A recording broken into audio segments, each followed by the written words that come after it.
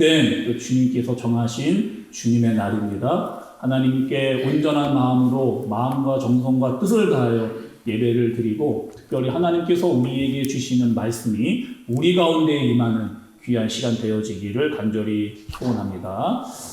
말씀을 제가 준비를 하다가 한 글을 이렇게 보게 됐습니다. 이 글은요, 그 중국 만주에서 온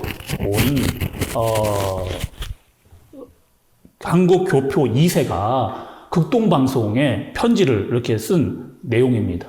이 방송국에서 이 편지를 받고 이 편지 내용이 너무나 이렇게 간절하기 때문에 한번 이 사람이 누군가, 이 편지를 쓴 사람이 누군가를 막 수소문해서 알아본 거예요.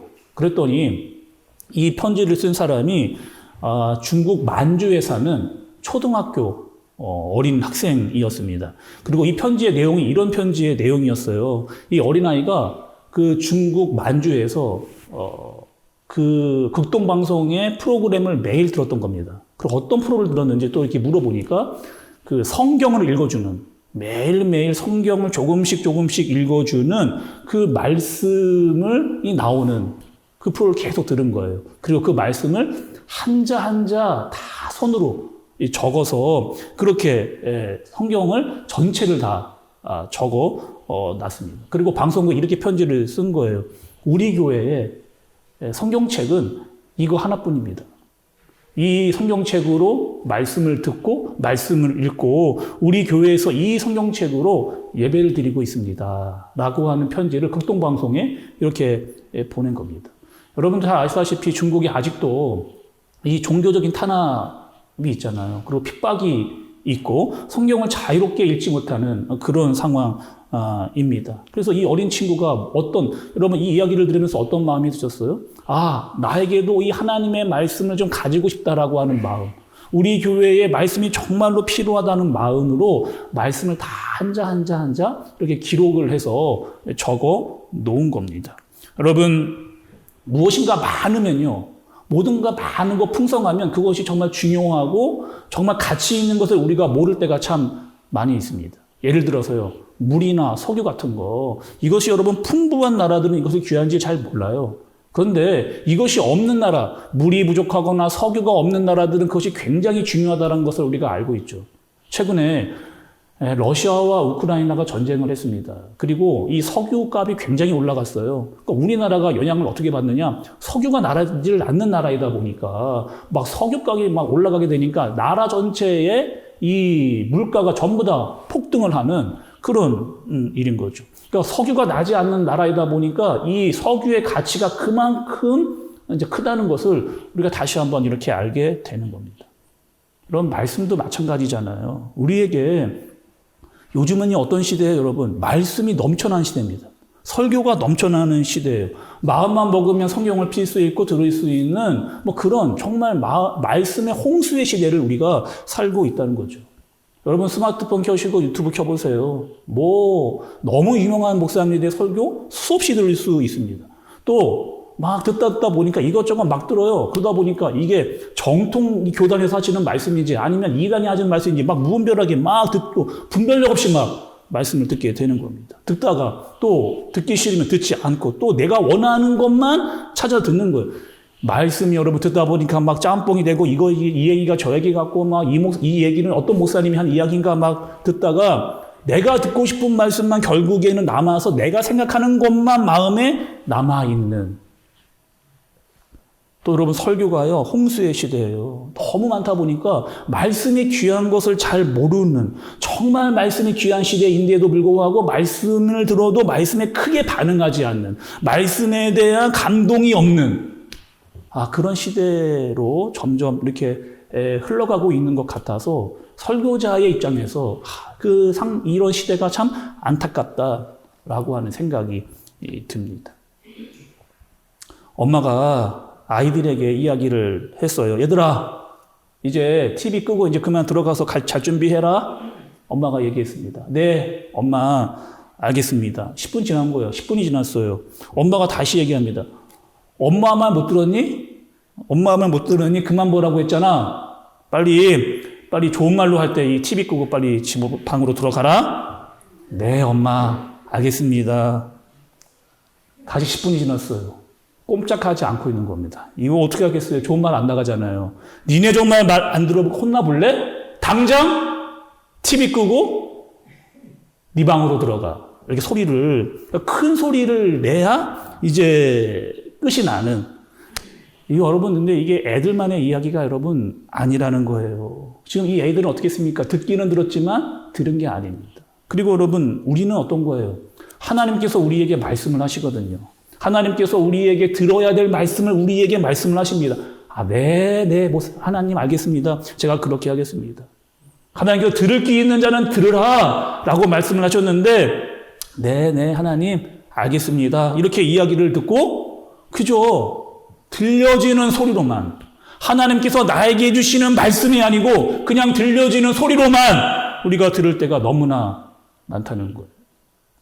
우리가 지난 3주 동안 계속해서 하나님의 말씀에 대해서, 특별히 씨 뿌리는 비유에 대해서 말씀을 들었습니다. 여러분, 땅이 뭐라고요? 우리가 말씀을 들었잖아요. 땅이 뭐였습니까? 땅이 마음이었어요. 마음. 그리고 여러분, 씨는 뭐였습니까? 씨는 말씀이었어요. 이 씨가 땅에 떨어진 겁니다. 즉 하나님의 말씀이 내 마음 가운데에 떨어진 거예요. 근데 그 내 마음의 상태, 하나님의 말씀이 나에게 떨어졌는데 나의 마음의 상태는 어떠한지 이미 우리가 세 차례의 말씀을 통해서 계속 들었던 거죠. 첫 번째 어땠습니까? 내 마음이요, 길가밭이에요. 길가밭은 여러분 어떤 밭이었어요? 마음이요, 딱딱합니다. 사람들이 계속 밟고 지나가서 이 마음의 밭이 딱딱해. 그래서 말씀이 떨어졌는데요. 말씀이 뿌리를 내리지 못하는 그런 마음의 상태였죠. 그러니까 씨가 떨어졌거든요. 씨가 막 이리저리로 막 바람 부는 대로 막 휘둘러 다니다가 결국에는 뭐 하는 거예요? 새가 와서 낼름 집어 먹어가 버리는. 또 사탄이 와서 그 말씀을 싹 빼앗아 버리는. 여러분, 우리가 이 비유의 말씀을 보는데 참 신기하잖아요. 말씀을 들으면 들을수록 예수님께서 이 마음의 상태가 어떠한지를 우리가 그림을 그릴 수 있도록, 이렇게 말씀을 주었는데 이렇게 반응하는구나 라고 하는 것을 그림을 그리면서 볼 수 있도록 하나님 예수님께서 우리에게 비유를 통해서 이야기를 해주시는 겁니다. 두 번째는요, 돌밭이었어요. 돌밭. 그럼 돌밭은 어떤 마음? 말씀 듣고 예배 드릴 때는 막 마음이 막 뜨거워, 막 그렇게 살아야지, 맞아, 이렇게 해야 돼 라고 막 이렇게 막 마음의 감동도 받고 막 눈물 돌리면서 막 기도하고 막 뜨거운 마음으로 예배당부를 딱 나왔거든요. 고개를 한번 싹 흔드니까 들었던 말씀 다 날아가는. 말씀이 하나도, 본문도 내용도 그 어떤 내용도 기억이 되지를 않고요. 나가자마자 뭐 하는 거예요? 말씀이 그냥 잊어버립니다. 그러니 뭐 하는 거예요? 세상에서 어디 보면 환난과 어려움과 핍박이 오면 견뎌낼 수 있는 힘이 내 안에 없는 상태. 그것이 뭐라고요? 돌밭의 마음의 상태였습니다.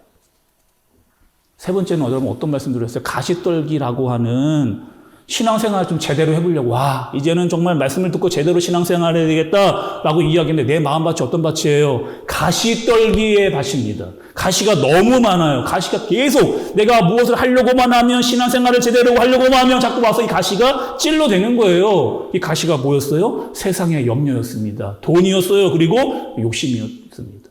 뭔가 제대로 하려고만 하면은 자꾸 이 가시들이 찔러서 내 마음을 힘들게 하고 둘로 나뉘어서 신앙이 자꾸 내려앉는 그런 경우가 우리에게 있다는 거죠.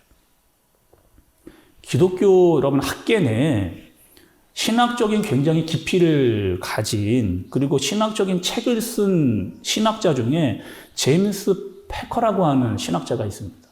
그리고 이 신학자가 이런 고민을 했어요. 사람이 살아가는 데 있어서 사람이 느낄 수 있는 가장 큰 만족과 기쁨은 어디서 오는가? 여러분 좀 알고 싶지 않습니까? 기독교 학자가 하나님의 말씀을 깊이 파고들어서 깨달은 바가 있거든요. 정말 사람이 살아가면서 가장 큰 만족과 기쁨을 느낄 수 있는 것은 언제일까? 이것에 대해서 신학자가 말씀 속에 깊이 파고들어서 알아낸 내용이 있어요. 그것은 무엇이냐면, 이 신학자, 이 제임스 패커가 깨달았던 이 지식은 무엇이냐면 하나님을 아는 지식입니다. 하나님을 아는 지식. 그러니까 하나님을 알면 알수록 내 마음에 만족감이 있다는 거예요. 하나님을 알면 내 마음 가운데 기쁨이 있다라고 이야기를 하는 겁니다. 여러분, 하나님을 어떻게 아세요? 여러분께 한번 물어보겠습니다. 또 교회를 다니는 많은 사람들에게 하나님을 어떻게 아세요? 물어보면 많은 사람들이 이렇게 저는 알고 있습니다. 제가 느꼈거든요. 제가 간증했거든요. 제가 체험을 했거든요. 물론 여러분 하나님을 그렇게 알 수도 있습니다. 근데요 조심해야 될 부분이 있죠. 하나님을 만나고 하나님을 아는 것이 다 자기 주관적이기 때문에 너도 맞고 나도 맞고 다 맞을 수 있기 때문에 조심스러운 거예요. 우리가 여러분 하나님을 어떻게 알 수 있을까? 분명하게 하나님께서 우리에게 알려주셨습니다. 어떻게 해요? 하나님의 말씀을 통해서. 하나님의 말씀을 통해서 하나님의 말씀을 깨달을 때마다 하나님께서 나에게 만족을 주시고 나에게 기쁨이 임하도록 하나님께서 그렇게 하시는 거예요. 문제는 하나님의 말씀을 내가 어떠한 마음으로 받는가? 하나님의 말씀을 내가 어떠한 마음으로 받는가? 그리고 드디어 여러분 오늘 말씀에요. 좋은 밭이 나옵니다. 좋은 땅에 뿌려진 씨에 대한 말씀이 나와요. 이 좋은 땅이라고 하는 건 이런 거죠. 말씀이 떨어졌거든요. 나에게 말씀이 들려졌거든요. 근데 이 말씀을 함부로 빼앗기지 않는 그런 사람입니다. 새가 와서 가지고 집어가지 않도록 하는 것이고 돌밭에 떨어지지 않도록 가시떨기에 찔리지 아니하도록 하는 것이 좋은 밭이에요. 오늘 말씀 여러분 마가복음의 말씀인데 똑같은 말씀이 누가복음에도 예수님께서 이 말씀을 풀이해서 좋은 땅에 떨어졌다는 것은 어떠한 사람인가에 대해서 누가복음에서도 똑같이 말씀을 해주신 본문의 내용이 있습니다. 누가복음 8장 15절이에요. 자, 여러분들이 한번 읽어주시면 좋겠습니다. 한번 읽어보겠습니다. 시작.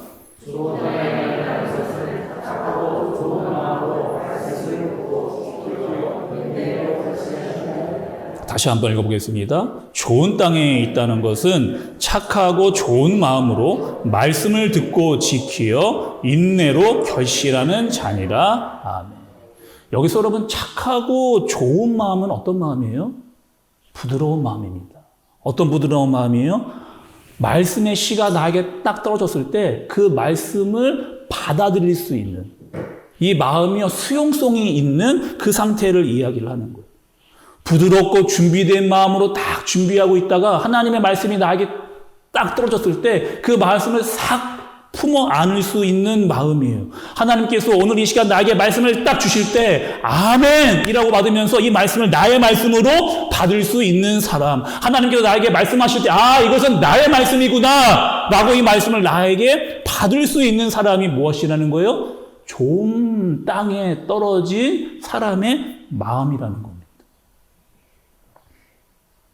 사도행전 10장에 가보면 고넬료라고 하는 사람이 여러분 나와요. 이 고넬료라고 하는 사람은 어떤 사람이냐? 로마의 백부장입니다.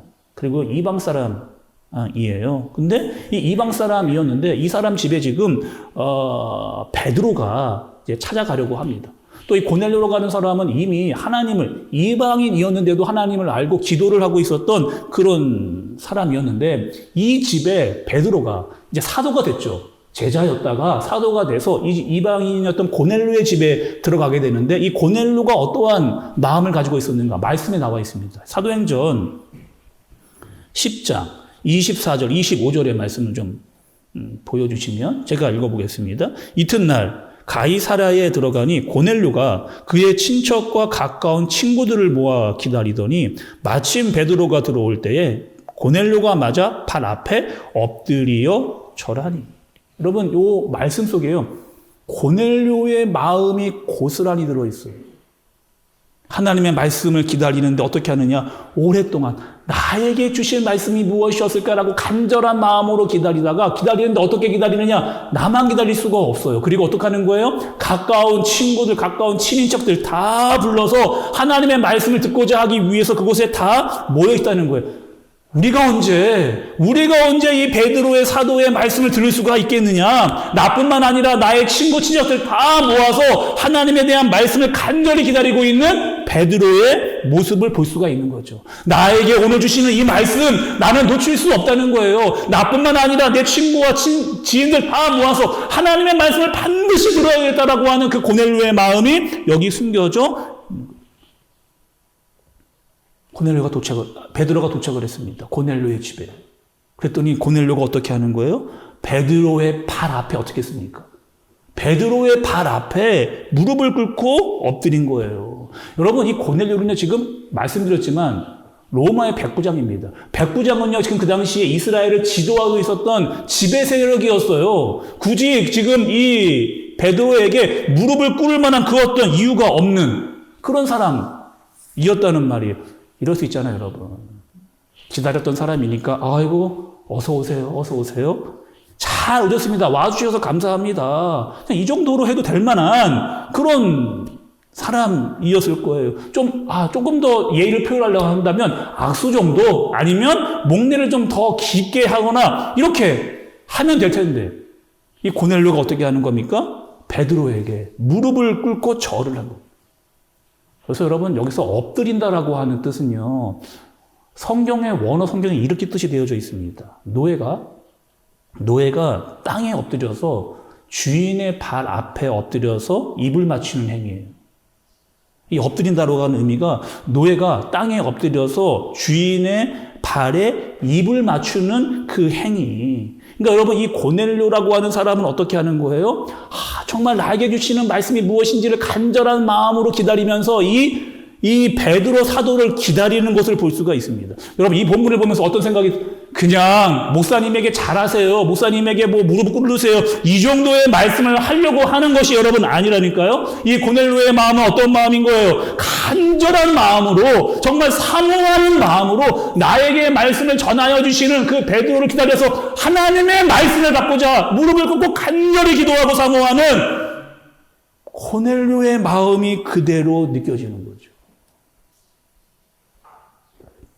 그럼 고넬료가 했던 또 한 가지의 행동을 보겠습니다. 사도행전 10장 33절의 말씀을 보면 내가 곧 당신에게 사람을 보내었는데 오셨으니 잘하였나이다.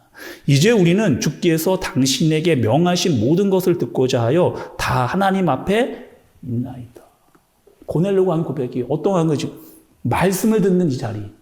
말씀이 있는 이 자리가 어떠한 자리라는 거예요? 하나님 앞에 서 있는 이 자리라는 거예요. 하나님의 말씀을 듣고자 하는 간절한 마음으로 내가 여기서 기다리면서 무릎을 꿇고 이 말씀을 듣고자 하는 간절한 마음으로 말씀을 기다리오니 주님 나에게 말씀하여 주옵소서라고 하는 간절한 마음으로 제가 듣겠나이다라고 하는 마음으로 착하고 부드러운 마음으로 수용성이 있는 마음으로 말씀을 기다리는 고넬료의 마음인 거죠.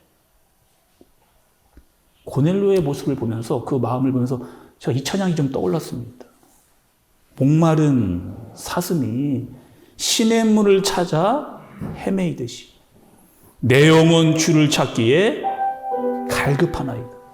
주님만이 나의 힘, 나의 방패, 나의 참소망, 나의 몸 정성 다 바쳐서 주님 경배합니다.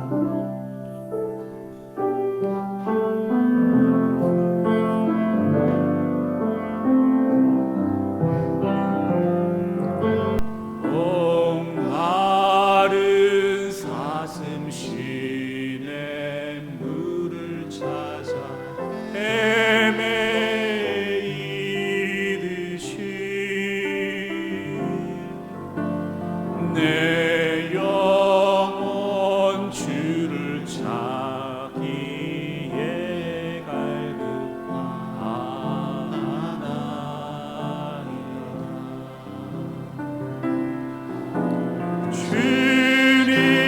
주님만이 나의 힘, 나의 방패, 나의 참소,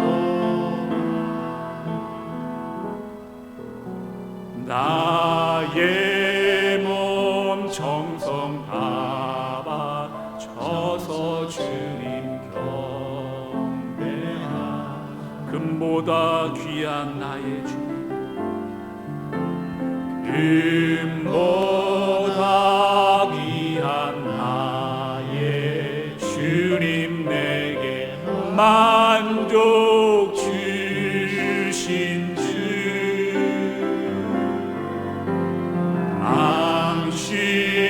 당신만이 나의 기쁨 또한 나의 참고해.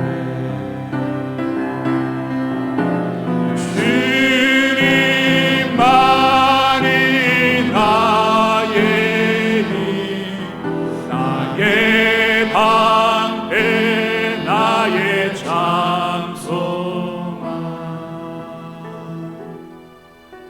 나의 몸 정성하바 쳐서 우리 2절 한 번 더 찬양하겠습니다.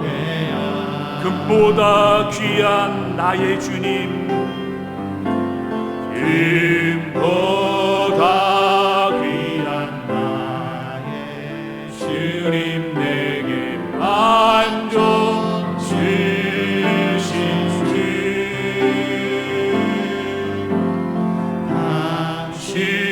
당신만이 나의 기쁨 또한 나의 자모에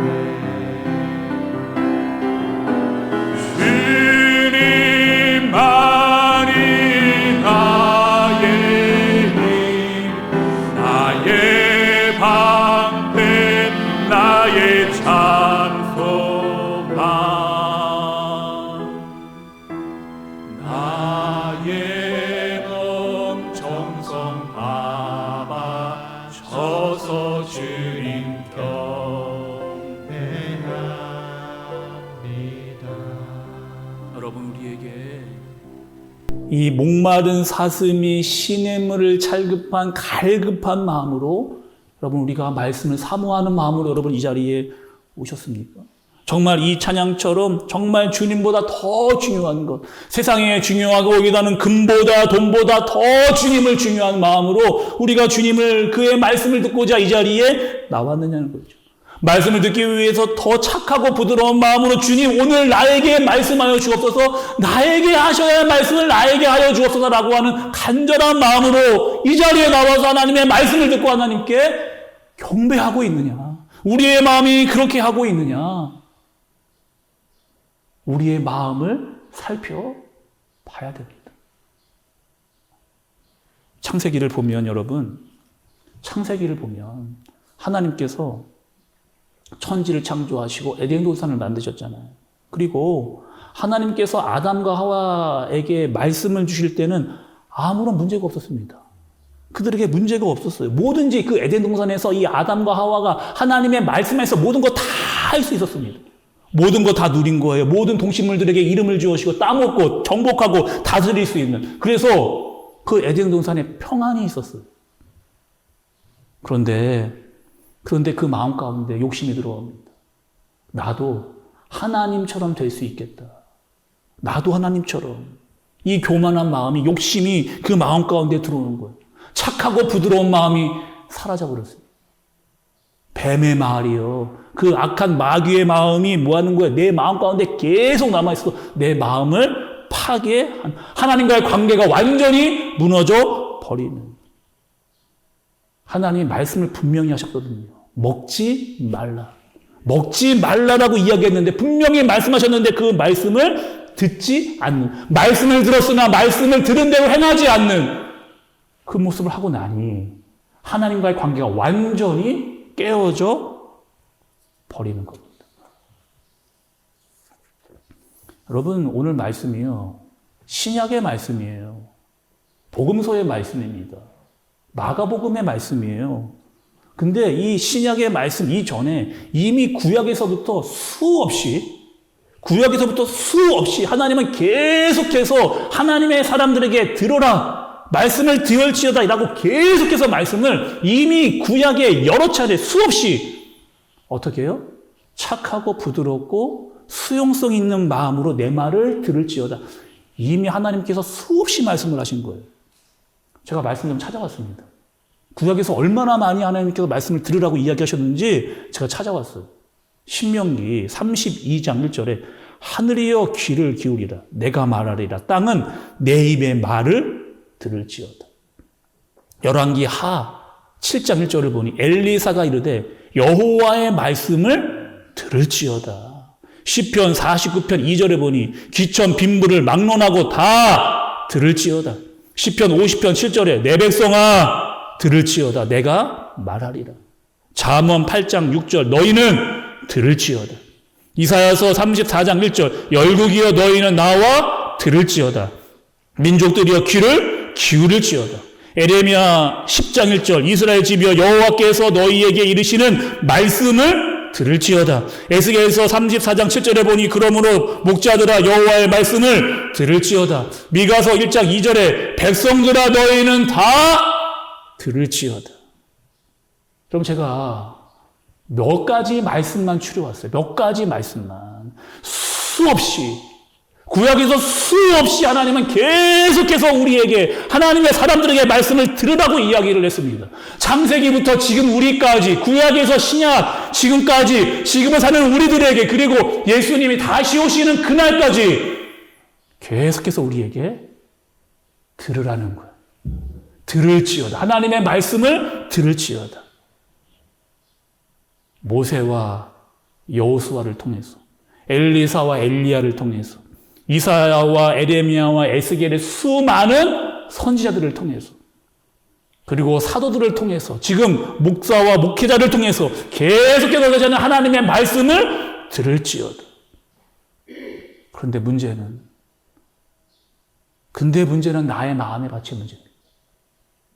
말씀을 듣기는 들리는데 소리로 들리는 듣기는 들리는데 울리는 꽹과리의 소리로만 들리는 거예요.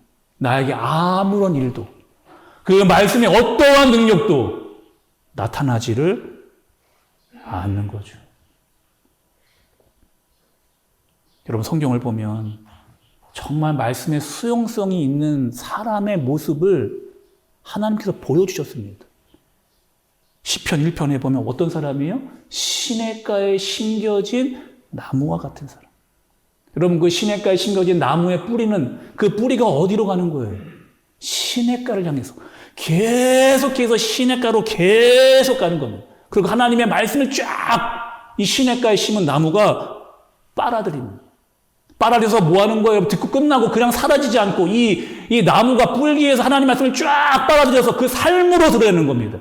열매를 맺히게 되는 거죠. 그 말씀을 듣고 순종하니까 삶으로 그의 영향력이 나타나는 거예요. 그래서 시냇가에 심겨진 사람의 삶은 늘 푸를 수 있는 거죠.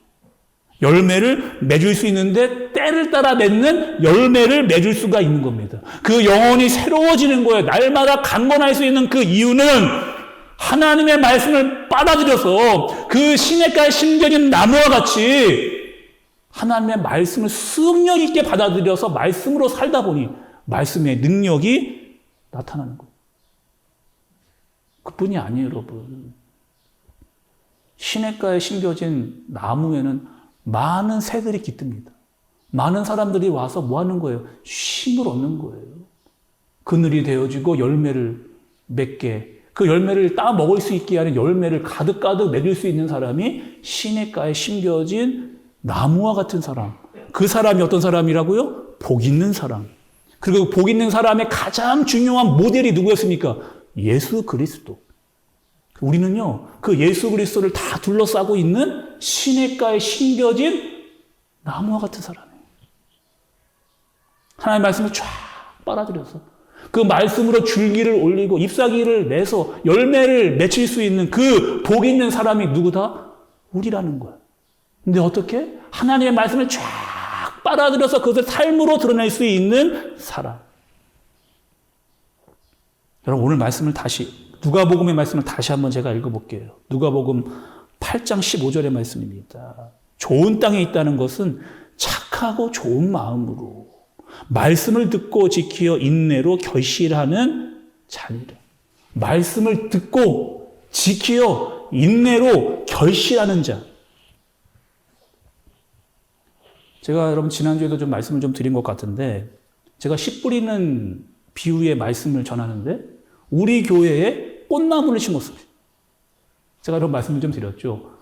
씨 뿌리는 비유를 드렸는데 참 때마침 우리 교회에 꽃나무를 심었어요. 꽃나무를 심고 보니까 제게 기다림이 있더라고요. 어떤 기다림이 있느냐? 제가 말씀드렸죠. 목양실에서 사택으로 가거나 새벽 예배 끝나고 사택을 너무 멀어요. 다 이거를 한 번씩 이렇게 한번 보고 들어가려고 하니까. 저는 이런 마음이 있었습니다. 꽃나무만 심으면 바로 꽃이 피는 줄 알았어요. 그냥 꽃나무만 심으면 바로 꽃나무가 막 꽃이 피고 막 그렇게. 사실 우리 교회에 심었으니까 제가 관심을 이렇게 가졌지, 다른 교회에 심었거나 뭐 다른 길가 가는 꽃 그렇게 관심이 없었습니다. 우리 교회에 심었거든요. 그래서 제가 기다림이 있는 거예요. 또 우리 권사님들, 집사님들이 시간이 올 때마다 막 오셔가지고 물도 주고 얼마나 사랑스럽게 이렇게 지금 꽃 이런 것들을 잘 살펴주시는지. 그러니까 저도 우리 권사님들, 집사님들이 애쓰시는 모습을 보니까 아, 꽃이 좀 잘 자랐으면 좋겠다. 그런 기다림이 저에게 막 이렇게 있어서 괜히 지나가다가 잘 커라. 꽃 빨리 펴라. 이런 그런 마음이 제 안에 생겼어요. 근데 꽃을 이제 심었잖아요. 심었는데 저는 바로 꽃이 필 줄, 그게 아니더라고요. 갑자기 여러분, 이 잎사귀가요, 막 노랗게 변하는 거예요. 여러분 못 보셨죠? 일주일에 한 번 오시니까 여러분 못 보시는 거예요. 잎사귀가 노랗게 돼가지고 막 굉장히 많은 잎사귀가 막 수르륵 다 떨어졌습니다. 그래서 어떤 마음이 들었겠어요? 이거 어떡할까? 이거 큰일 났다. 이거 우리가 굉장히 이게 마음을 들여서 이렇게 심은 나무인데 막 잎사귀가 노래져서 다 떨어지니까 제 마음이 한켠에 어떤 거예요? 걱정이 들었습니다. 걱정이 들어서 제가 이 꽃나무를 심던 업체분 대표님에게 전화를 했어요. 연락을 드렸어요. 그랬더니 이런 이야기를 하시는 거예요. 그 잎사귀가 그렇게 떨어진 이유가 있답니다. 뭐냐면 이 꽃나무가 새로운 땅에 심겨지면 그 땅에 적응하기 위해서 몸살을 낳는다는 거예요. 몸살을. 진통을 겪고 있는다는 거예요. 그 땅에 잘 뿌리를 내리려고 얘도 뭐 하는 거예요? 안간힘을 쓰고 있다는 거예요. 그래서 살아남지 못하는 잎사귀는 떨어진다는 거예요. 그리고 건강한 잎사귀는 살아남아서 계속 살아남는다는 거예요. 그러니까 결국에는 인내하고 끝까지 잘 버티고 그 땅에 뿌리를 내리는 그 나무들은 계속해서 뭐 하는 거예요? 줄기를 올리고 잎사귀가 파래져서 꽃을 맺을 수 있는 그런 상태가 되어진다는 거예요. 이거구나.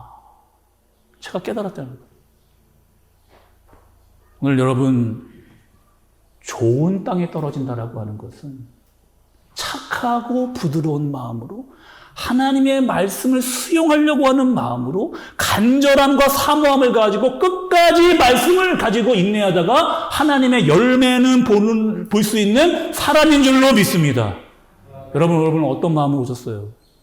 오늘 이 예배 자리에 오실 때 여러분 어떤 마음? 정말 하나님의 말씀을 듣고자, 간절히 말씀을 받고자 사모함과 간절한 마음을 가지고 나오셨습니까? 정말 지금은 내가 좀 힘든데 이 말씀으로 견디고 기도하고 예배를 드리면서 결국에 하나님께서 일하시는 것들을 내가 경험해야 되겠구나라고 하는 마음으로 여러분 오셨습니까? 아니면 여전히 이 자리에 왔는데도 딱딱한 마음이요. 말씀이 들어가지 않는 마음이요. 돌밭에 금방 뜨거워졌다 식어지는 그런 마음이에요. 가시 떨기의 나무, 계속 가시가 찔러서 힘들어 어려워하는 마음으로만 여러분 오셨습니까? 저는요, 여러분들의 마음을 몰라요. 그러나 우리 하나님은 여러분들의 마음을 아십니다. 여러분도 여러분의 마음을 알고 있어요. 여러분 오늘 이 시간, 이 예배당에 왔을 때 이 교회당 앞만 뜰만 밟고 가는 여러분들이 아니시기를 원합니다. 주님, 나에게 말씀하여 주옵소서. 오늘 나에게 들어야 될 이 말씀을 꼭 듣고 이 말씀대로 순종하는 주님의 사람으로 살겠습니다라고 하는 마음을 가지고 돌아가시기를 바랍니다. 찬양으로 물을 주는 거예요. 기도로 걸음을 주는 겁니다. 때로는 좀 힘들 수 있는데 이 말씀을 꼭 붙들고 인내하다가 하나님께서 말씀하시는 그 역사가 드러나는 30배, 60배, 100배의 열매가 일어나는 그 역사를 경험하는 저와 여러분들 되어지시기를 예수님의 이름으로 축복합니다. 여러분, 매주마다 우리에게 하나님의 말씀이 주어지고 있다라고 하는 것, 우리에게 들린다라고 하는 것, 축복이요, 특권이에요. 매일매일 하나님께서 나에게 주시는 말씀으로 말미암아 그 말씀을 꼭 붙들고 산다는 것, 그것이 축복이고 은혜임을 알고 그 말씀의 씨앗을 받아 부드럽고 수용성 있는 마음으로 받아 뿌리를 잘 내리고 깊게 내리고 줄기를 올려서 때를 따라 30배, 60배, 100배의 열매를 맺을 수 있는 저와 여러분들 되어지시기를 예수님의 이름으로 축복합니다. 우리 시간 함께 들은 말씀 가지고 여러분 기도하도록 하겠습니다. 한 주간 세상에 살다가 왔어요. 내 마음이 사람들에게 마구 밟혔습니다. 딱딱해져 있어. 말씀이 안 들어와. 들을 때는 너무 좋았는데 세상만 나가면 희한하게 말씀이 기억이 안 납니다. 가시가 자꾸 찔러요. 너무 아파요. 신앙적으로 살려고 하는데 자꾸 마음이 짜그라듭니다. 하나님, 오늘 이 시간 나에게 말씀하여 주옵소서. 대충 흘러가는 스쳐지가는 소리로 듣지 않게 하여 주옵소서. 착하고 부드러운 마음으로, 수용성 있는 마음으로, 간절한 마음으로, 사모하는 마음으로, 인내하는 마음으로 하나님의 말씀을 받게 하여 주옵소서. 그리고 세상에 나아가 시냇가에 심겨진 나무와 같이 아버지, 좀 잎사귀가 푸르고 열매를 맺으며 30배, 60배, 100배를 열매를 맺을 수 있는 그런 인생으로 살아가게 하여 주옵소서. 제가 간절한 마음으로 말씀을 좀 기억하고 붙잡고 함께 마음을 모아 기도하도록 하겠습니다. 기도합니다.